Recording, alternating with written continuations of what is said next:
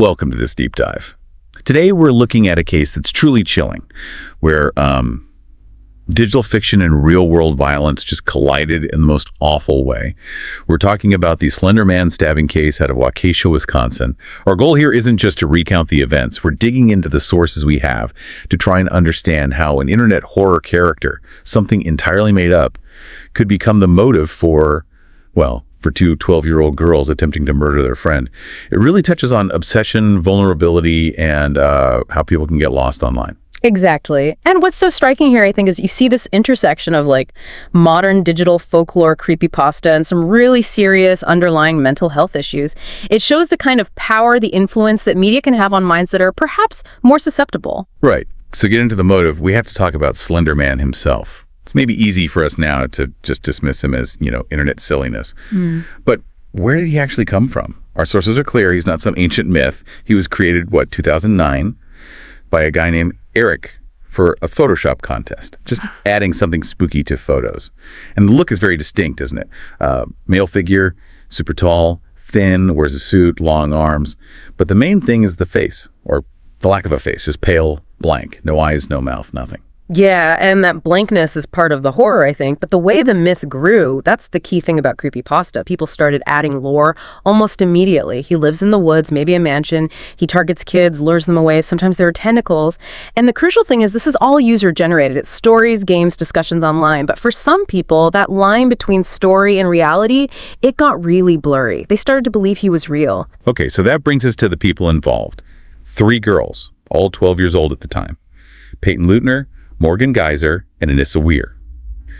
Payton, who ended up being the victim, she sounded like she was just a sweet girl. She actually befriended Morgan back in 4th grade. Apparently, Morgan had trouble making friends. Then Anissa came along, the new student. She and Morgan clicked, sort of bonded over feeling like outsiders, maybe a shared interest in odd things. Payton sometimes felt left out of their bond. And that dynamic seems really important. Anissa was apparently quite into horror, the supernatural. She found the Creepypasta Wiki, this huge website full of these user-made horror stories. And that's where she found Slender Man. And she didn't just find him. She brought Morgan into it, convinced her Slender Man was real. Morgan then became just as obsessed, even claiming she'd actually seen Slender Man in real life. Right. And from that shared belief, the motive developed. They thought they had to find Slender Man, and the only way to sort of meet him or prove themselves to him was to make a sacrifice, offer someone up to him in the forest. And Payton, she was the friend who didn't believe. She became the target. The really shocking part here is the planning. This wasn't like a sudden fight that got out of hand. Morgan and Anissa talked about killing Payton for 6 months. 6 months, discussing how, where. Yeah, 6 months. It suggests this wasn't just an impulsive act. It points to something much deeper, a really fixed, delusional belief system taking hold. For them, this was apparently necessary. It was in their minds about survival. They believed Slender Man would harm them or their families if they didn't do this. That level of planning shows how detached from reality they'd become. So the chosen day was Morgan's birthday, May 2014. They had a slumber party. Their first plan A, I guess, was to do it in the middle of the night. Wake Payton up at 2 a.m., tape her mouth, stab her while she slept. But they said later they got too tired or too nervous, so they put it off. Payton got one more day. The next morning, they asked Morgan's mom if they could go play in a nearby park, David Park. Before they left, Morgan grabbed a knife from the kitchen, a 5-inch blade. It's interesting. They apparently had this list of things they wanted to bring, like pepper spray, cheesecake, a map, a camera, all sorts of stuff. But in the end, they just had water, some snacks, and the knife. So they get to the park. Their first idea there was to use a public restroom. The thinking apparently was they could wash the blood down the drain. But the plan involved knocking Payton out first, and that didn't work. It's a new plan.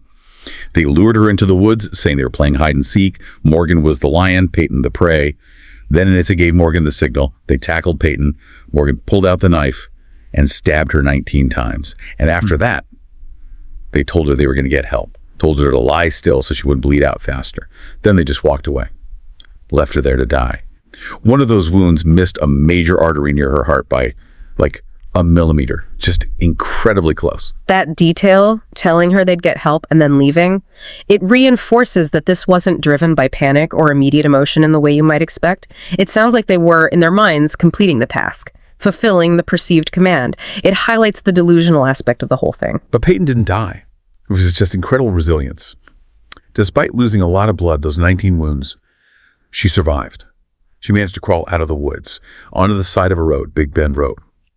And then, pure chance almost, a cyclist, Greg Tanberg, found her.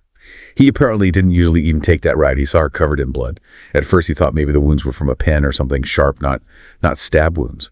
But Payton was conscious enough to tell the police, when they arrived, that it was Morgan who attacked her. Imagine being Payton's mother. The police call, say your daughter's injured. You get to the hospital, and then you find out. 19 stab wounds. The shock must have been unimaginable. While Payton was being treated, police obviously started searching for Anissa and Morgan immediately. They found them later, just sitting by the side of a road. They were heading towards the Kettle Moraine National Forest.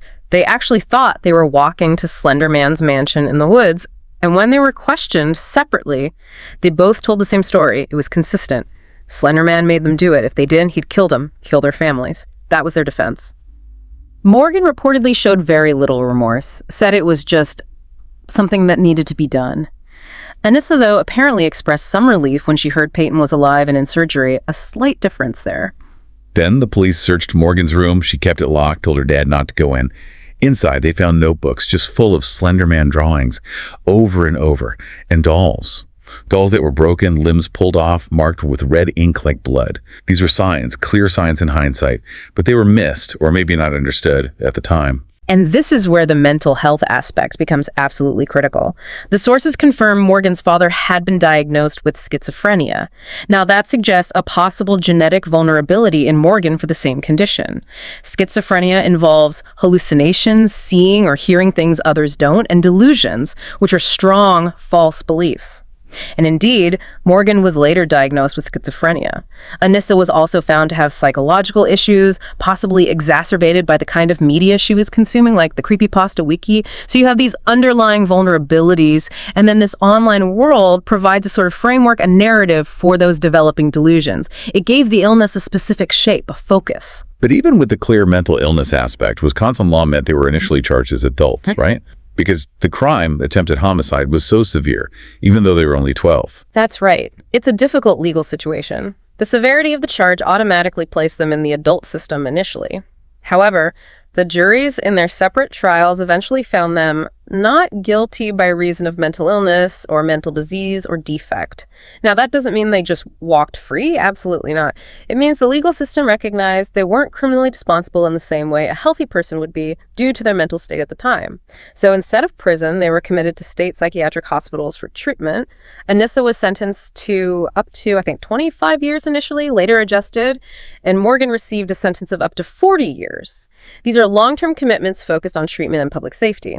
Self-correction on sentence lengths based on common reporting, aiming for accuracy within the conversational flow. Checking my notes. Okay. Sources say Anissa up to 37, Morgan up to 53 years. Significant time focused on mental health treatment within secure facilities. It's such a disturbing case. It really is a stark warning, isn't it? About how intense online content, especially stuff focused on violence or obsession, can intersect with unidentified mental health struggles in young people. The need for early detection, for intervention. It just seems so clear here. Absolutely. And you heard the parents express this deep regret afterward. Missing the signs, the drawings, the dolls, the social isolation, Morgan wanting her room locked. It highlights how tough it can be to monitor what kids are consuming online, especially in these niche communities like Creepypasta, where these extreme beliefs can seem almost validated, shared by others. It creates a kind of echo chamber for delusion. And that leaves us with a really difficult question, especially now. We're seeing digital stories, AI-generated content, deep fakes. It's all accelerating. How do we help vulnerable people, kids especially, develop the critical thinking they need? How do they learn to tell the difference between a fantasy, a story, even command within a story, and reality? It's a huge challenge, and it's only getting more complex. Thank you for joining us for this deep dive into what is undeniably a very difficult and unsettling case. We really appreciate you listening. We'll catch you on the next deep dive.